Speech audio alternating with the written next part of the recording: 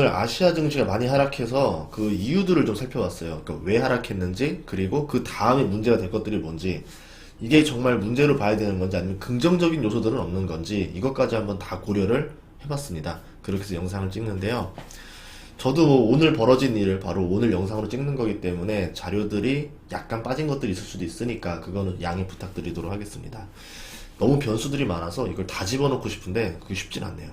우선은 뭐 떨어진 이유는, 직접적인 이유는 파월이었습니다. 파월이 이제 발표하자마자 증시가 딱 30분 뒤부터 우르르 떨어졌죠. 나스닥이 떨어지고 미국 증시도 떨어지면서 바로 이제 그 다음날 아침에 아시아장도 처음에는 양 상승을 시작했다가 갑자기 계속 밀리면서 끝났어요. 그렇게 해서 어디까지 끝났냐면 코스피가 마이너스 3.5%, 하루 만에 94포인트가 밀렸습니다. 그 화요일날 80포인트 밀리고 오늘이 목요일이니까 90포인트 밀렸으니까 한 이틀 합쳐서 200포인트 가까이 밀어낸 거거든요. 이거 굉장히 많이 셌다 이렇게 볼 수 있고요.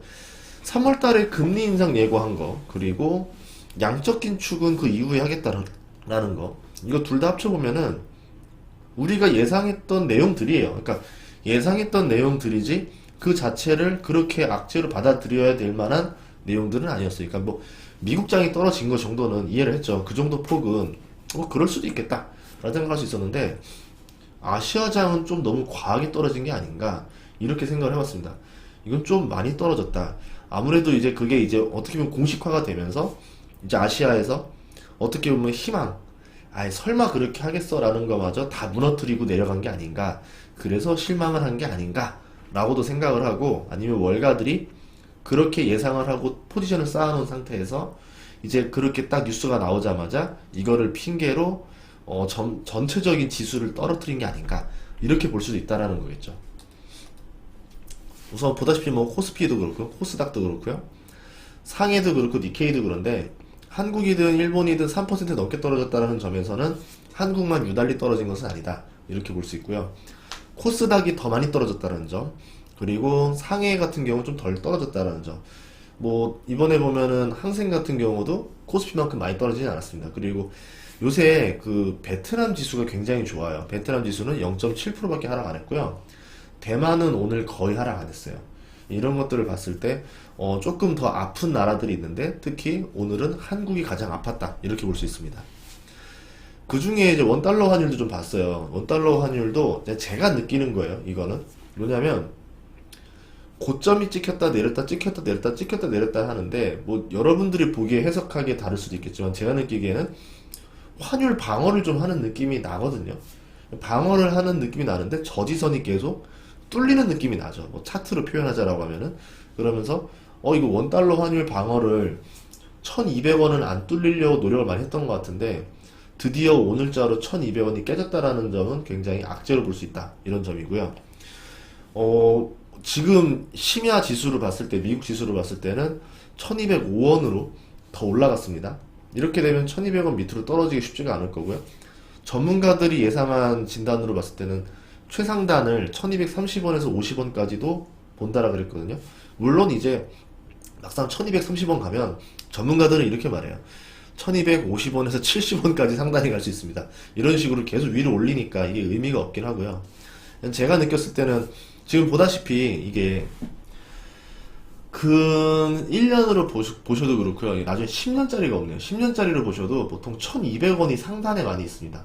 그러니까 1200원을 넘어가는 경우는 좀 이례적인 일들이고, 일반적으로 1050원과 1200원 사이에서 위아래로 출렁출렁이거든요. 그럼 이걸 넘어간다라 그러면은 이례적으로 위기다 이렇게 해석해 볼 수도 있겠죠. 환율 상승 요인 같은 경우는 미국의 금리 인상 우려, 이거는 뭐 지금 달러 지수가 오르고 이런 것도 보시면 알다시피 상대적으로 원화 가치가 약세가 되는 거고요. 중국 같은 경우는 좀 위안화 약세를 지금 계속 하고 있어요. 그래서 금리 인하라던가 하면서 위안화가 약세가 되고 있는데, 거기에 또 이제 원화가 같이 동조화되고 있다 이렇게 볼 수도 있고요. 한국 증시가 하락한 것도 원인이 될 수 있겠죠. 증시가 떨어지면 외국인들 주식을 팔고 빠져나간다, 이거는 뭐 거의 공식처럼 돼 있기 때문에 그런 이슈로도 볼 수 있고, 한미 통화 스와프 종료가 12월 달에 됐거든요. 뭐 그것에 대한 어떤 불안감 아니냐, 만약에 좀 되어 있으면 그래도 좀 안심하고 좀 덜 올라갈 수도 있는데, 어떻게 보면 안전벨트가 사라진 거 아니냐라고 하는데, 우리나라 같은 경우는 가지고 있는 그 달러 채권을 가지고 담보로 달러를 가져올 수 있도록 이렇게 합의했다는 뉴스가 있었거든요. 그러니까 그거는 그런 큰 영향은 아닐 거라 생각을 해요.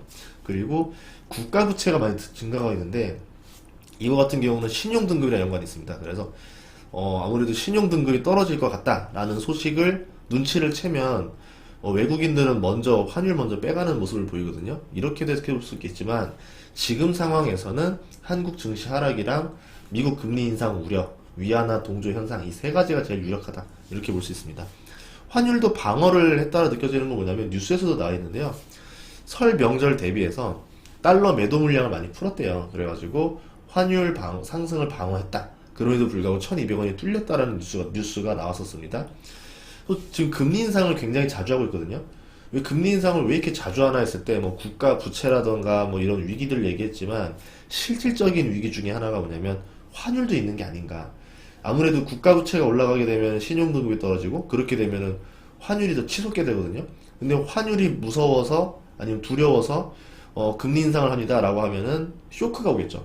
그런 말은 못하고 국가 부채 관리다, 뭐 민간 부채 관리다, 이런 식으로 애둘러 말하는 게 아닌가, 이렇게 생각해 볼 수도 있습니다. 뭐 외환 보유고 같은 경우는 잔액이 얼마 있는지를 뭐 고시는 하지만, 그거를 직접 눈으로 확인하고 체크하는 거는 알 수가 없어요. 뭐 몇 명이 없다 그래요. 그래가지고 외환 보유고에 대해서도 뭐 사람들이 막 여러 설들이 있더라고요. 근데 그것까지 믿고 싶진 않고, 우선은 금리 인상 우려로 인해서 달러 가치가 많이 올랐다, 이렇게 저는 생각을 해요. 그 이유 중에 하나가 뭐냐면, 달러 인덱스가 96.4까지 올라왔었거든요, 오늘 낮에. 그런데 오늘 밤 기준으로, 지금 현재 시간 기준으로 97을 넘어갔습니다.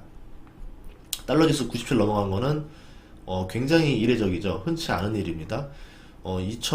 그때 뭐 한 15년 금리 인상 초기 때가 한번 이랬었고, 그리고 그때 2018년 또 한번 그때 그랬었고요. 그리고 지금의 코로나 때 한번 그랬었고, 그러다 지금 또 다시 올라오려고 하는데, 이런 모습을 볼 수 있어요. 보다시피 2015년 말에 금리 인상을 했을 때 달러 인덱스가 82에서 100까지 올라갔습니다. 굉장히 많이 올라갔죠. 한 25% 정도의 가치가 올라갔거든요. 이랬을 때 우리나라도 환율적인 충격이 올 수 있었겠죠. 이런 것들을 예상해 보셔도 좋을 것 같아요. 그럼 달러 지수가 떨어질 거냐? 금리 인상을 이제 하게 되고 나면은 아마도 이거는 조금 당분간 내려오기 어렵지 않을까, 이렇게 볼 수도 있습니다. 그렇게 된다는 것은 환율이 어느 정도 1200원 선을 계속 유지할 가능성도 있다, 이렇게 생각해 봐도 될 것 같아요. 물론 이거는 뭐 상황에 따라 너무 달라지기 때문에, 뭐 이렇게 되니까 지금 달러를 사야 되나요? 라고 했을 때는 그렇게까지는 모르겠습니다라는 뜻입니다. 왜냐하면 1200원이 10년 동안 상단이었는데 1200원에서 1300원 될 것 같아서 샀다가 다시 1050원으로 떨어질 수도 있는 거고 1100원으로 떨어질 수도 있는 거기 때문에, 만약에 떨어지게 됐을 때는 손실을 다 감당해야 된다. 그런 관점에서는 굳이 지금 달러 투자하는 게 매력 있는 가격대는 아니라는 거죠. 코스피 시총 상위주도 한번 보도록 할게요. 다 떨어졌습니다. 삼성전자부터 시작해서 기아만 빼고 떨어졌는데, 기아는 실적이 되게 잘 나왔어요. 그래서 오늘 3% 넘게 올랐다가 근데 1.8%로 마감한 거고요. 삼성전자도 2.7% 하락했고요. LG에너지솔루션 오늘 따상은 아니죠. 따까지만 했죠. 59만 9천 원으로 시작해서 15% 하락해가지고 이렇게 됐고요. 원래 47만 원까지 밀렸다가 다시 회복했고요. 하이닉스 3.4%, 네이버 3%, 삼바 6%, LG화학 8%, SK이노베이션 7%, 삼성 SDI 6%. 그러니까 뭐냐면, 에너지 솔루션을 사기 위해서 ETF를 채워야 되니까 다른 섹터들, LG화학, 삼성 SDI, SK이노베이션을 자동적으로 팔아야 돼요. ETF는 그렇게 해야 됩니다. 그러니까 그냥 우르르 팔아버리는 거예요. 그냥 기계적으로 팔았다, 이렇게 보면 되니까, 다른 시총 상위주들 대비 2차전지 주식들이 더 많이 떨어진 이유는 이렇게 보시면 됩니다. 아마 이따 코스닥도 보여드릴 건데, 2차전지 관련 뭐 양극재 회사들, 음극재 회사들도 다 이런 모습을 보여줬다라고 볼 수 있습니다. 이건 에너지 솔루션의 영향이라고 보시면 되고요. 현대차는 1.8%, 그리고 카카오는 5%. 카카오는 연관 없죠. LG 에너지 솔루션 상관없이 그냥 카카오만의 이유로 떨어진 거고요. 네이버 같은 경우도 실적이 잘 나왔다 그랬지만 3% 떨어진 거 봤을 때 그냥 이건 분위기가 안 좋았다. 기업이 잘못한 거 아닙니다. 그냥 분위기가 나빴다라고 보시면 될 것 같고요. 포스코 4.4%, KB금융은 1.86%인데 이거 외국인이 사는 것들 때문에 그럴 수도 있어요. 신한지도 0.5% 떨어졌는데 외국인들이 열심히 사들였습니다. 삼성물산 4.7% 이렇게 떨어졌고요. 코스닥 시총 상위주들 보면은 셀트리온 헬스케어 5%, 에코프로비엠 많이 좀 덜 하락했는데 그 이유는 어제 많이 하락해서 그런 거고요. 펄어비스 5.8%, LNF 11%, 그쵸?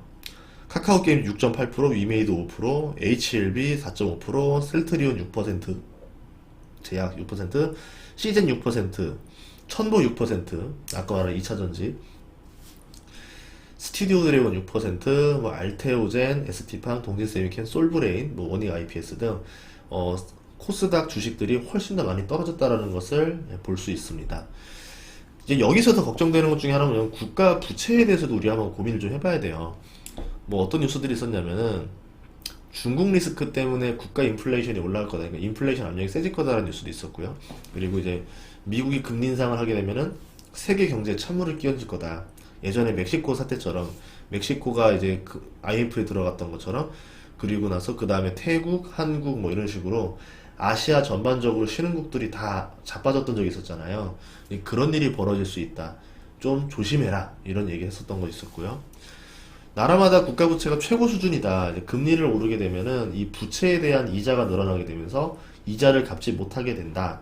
그럼 이제 국가들이 재정 압박이 커지게 되고 위기를 관리할 능력이 떨어지게 된다. 네, 이런 말도 있었습니다.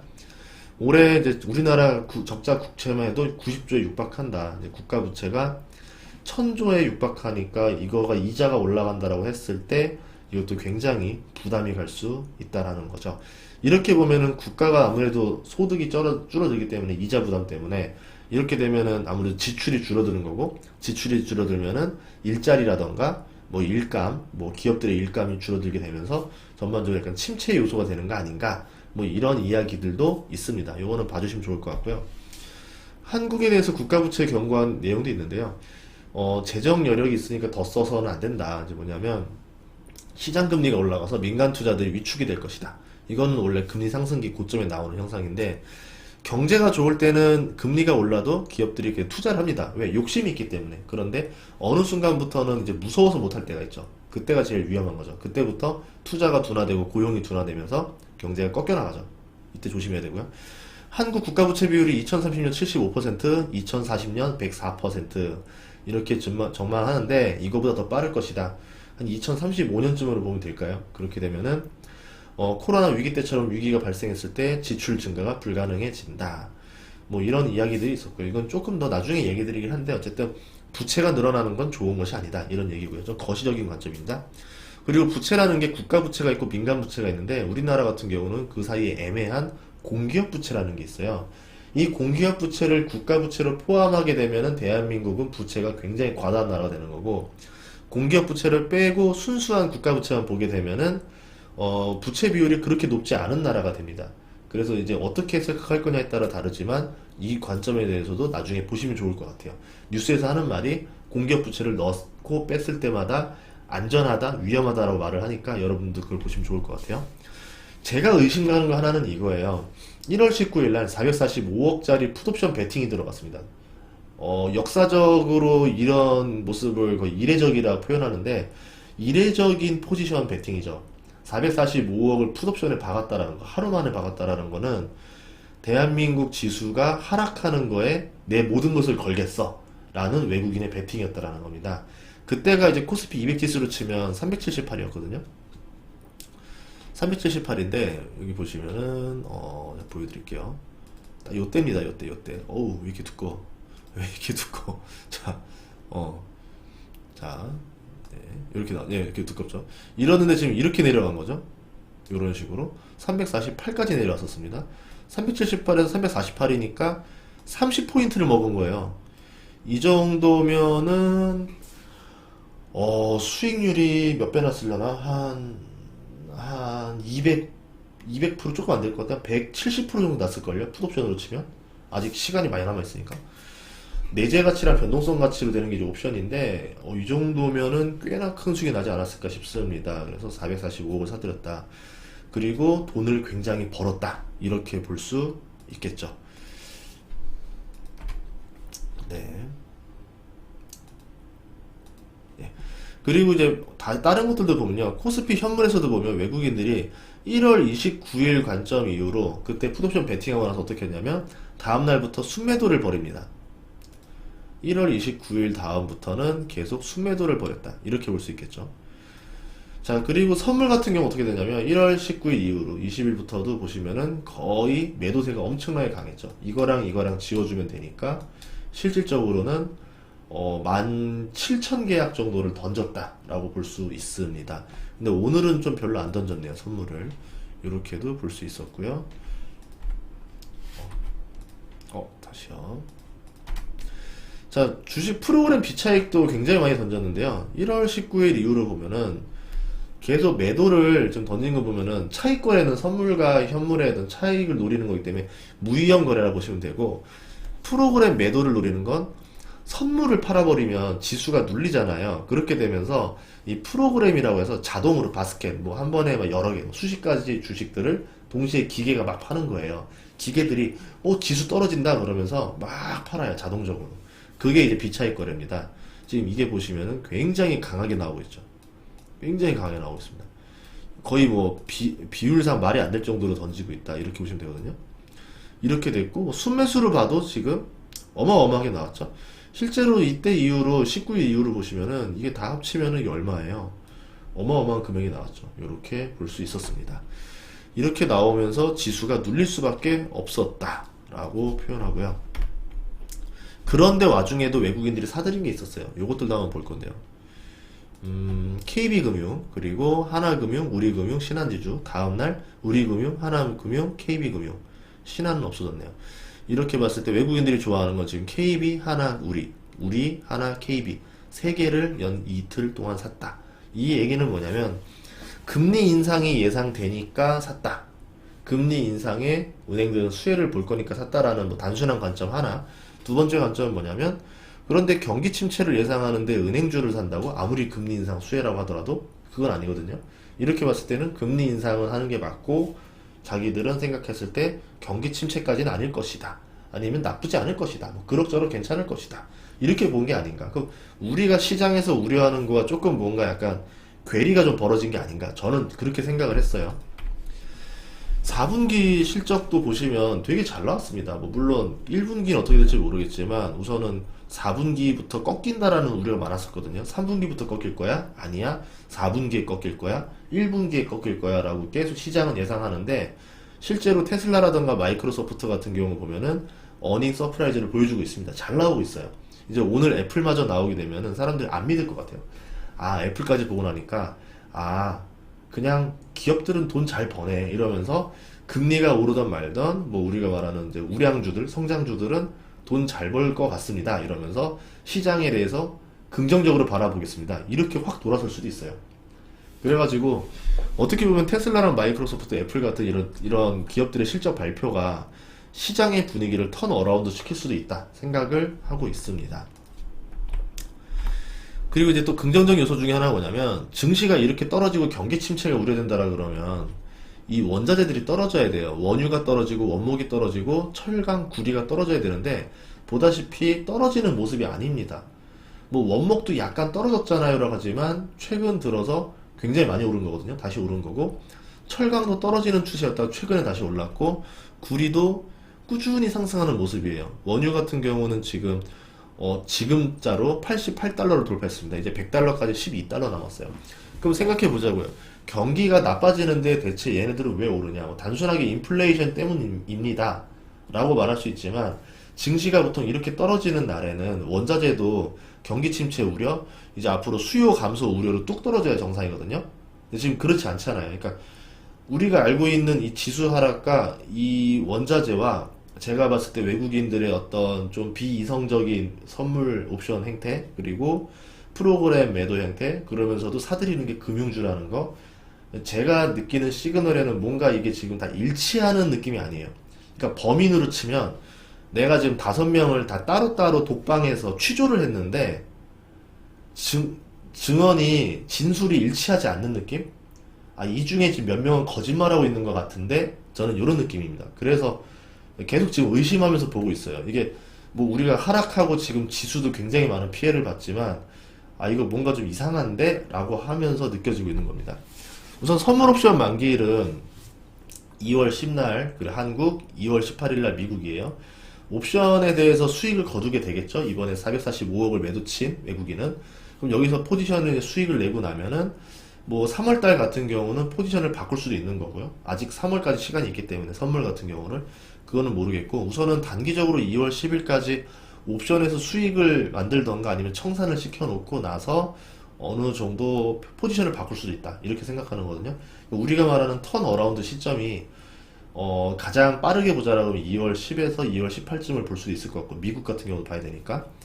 아니면은 선물 같은 경우를 그대로 밀고 간다라 생각하면 한국 같은 경우는 선물 옵션 만기 네마니아의 날이 3월 10날이에요.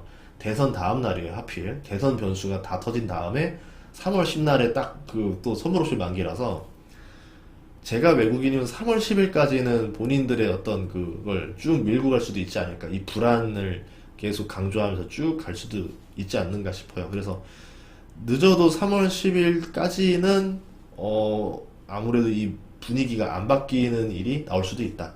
빠르게 나오는 2월 10, 늦게 나오면 3월 10인데 그때 이후로는 이제 외국인들이 새로운 포지션을 봐야 되겠죠. 또 6월 만기를 향해서 하방으로 베팅을 하는 건지 상방으로 베팅을 하는 건지를 또 보면서 우리가 장을 잘 준비해 나가야 될 것 같습니다. 최근에 보면은 12월 만기 터지고 나서 외국인들이 12월 만기 끝나고 크리스마스까지는 상방으로 포지션을 취하고 있다가 1월 지나고 나서부터 갑자기 하방으로 포지션을 바꿨거든요. 지금 굉장히 변동 있게 막 포지션을 상방 하방으로 막 위아래로 흔들고 있어요. 예, 그렇게 봤을 때는 이게 2월달, 3월달 아직 지금 이제 한 달 반 정도가 남아 있는데 그거조차도 믿을 수가 없다. 절반 남은 상태이기 때문에. 그러면서 외국인들의 모습도 잘 지켜봐야 될 거다. 막 우리가 다 하방으로 생각할 때 오히려 상방을 봐야 될 수도 있고요. 모두가 상방을 바라봤을 때 오히려 하방을 바라봐야 될 수도 있다. 너무 그 공포에 동조하지 않았으면 좋겠어요. 무서워하더라도 대체 왜 저러는지는 같이 이해를 하고 해야 되는데, 전문가들의 의견이나 이런 것들 보면은 그냥 평소에 나왔던 뻔한 이유들을 끌어당겨가지고 그래서 하락했습니다, 듣고 나면은 막상 이렇게 좀 동의하기 어려운 것들이 좀 많아요. 그런데 왜 이렇게까지 많이 떨어지나요? 다 알고 있었던 사실인데 파월이 금리 인상한다고 이렇게까지 될 수 있나요? 그러게 말입니다. 뭐 이런 식으로 말하는 것 같아서 여러분들도 좀 장 자체를 의심하면서 접근하셨으면 좋겠습니다. 다음 시간에도 좋은 정보로 찾아뵙도록 하겠습니다. 구독과 좋아요 부탁드릴게요.